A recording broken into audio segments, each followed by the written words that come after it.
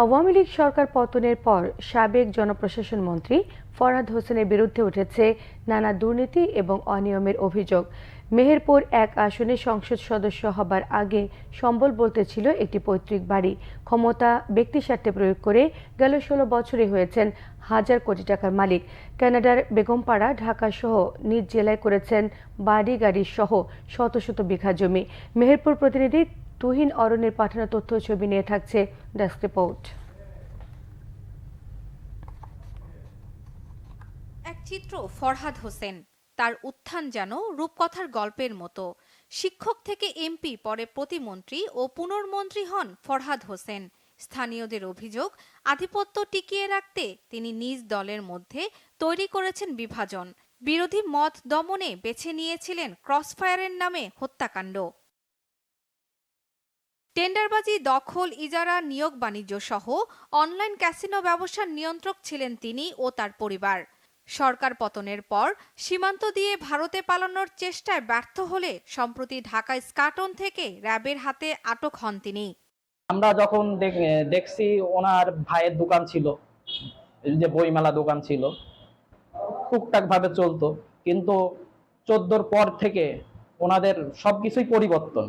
14 সালের 5ই জানুয়ারি ভোটে একতরফা ভোটের ওয়াকাভারের এমপি হয়েছে।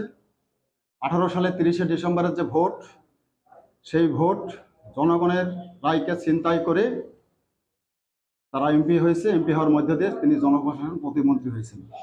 রাজনীতির রটাও তার ভিতরে নেই। কোনোদিন তাকে মিছিল মিটিং এ দেখি না, হঠাৎ করে রাতারাতি আউল ফুলি কলা গাছ। আশ্চর্য হয়ে গেছি, রাজনৈতিক অঙ্গনে উনি একটা কলঙ্ক।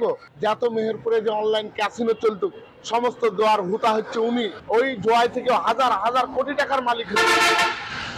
প্রত্যেকটা ছেলে চাকরি দেওয়ার নাম করে চাকরি দেয়নি। প্রত্যেকটা ছেলে তার থেকে 15 লাখ 20 লাখ করে টাকা নিচ্ছে, নিয়ে তাদেরকে পথে বসে দিচ্ছে। ক্ষমতার চেয়ারে বসে শূন্য থেকে কোটিপতি এ সাবেক মন্ত্রীর বিরুদ্ধে রয়েছে হত্যাসহ একাধিক মামলা। সে ইচ্ছাকৃতভাবে এই ক্রসফায়ারকে উৎসাহিত করেছে এবং ইচ্ছাকৃতভাবে সারা মেহেরপুরে সন্ত্রাসের রাজত্ব কায়েম করেছে এবং বিরোধী দলের মতকে দমন পীড়নের মাধ্যমে চাপা দেওয়ার জন্য তারা এই সন্ত্রাসের রাজত্ব কায়েম করেছে। মেহেরপুরেও বেশ কিছু মামলা তার এগেনস্টে বিচারাধীন আছে।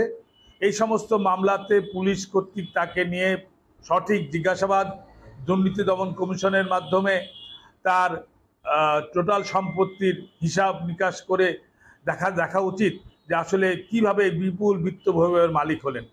যে দলেই ক্ষমতায় থাকুক না কেন, কোনো রাজনৈতিক নেতাদের ক্ষমতা প্রয়োগ করে অবৈধ অর্থ আয়ের উৎস বন্ধের দাবি স্থানীয়দের। Bangla vision news desk.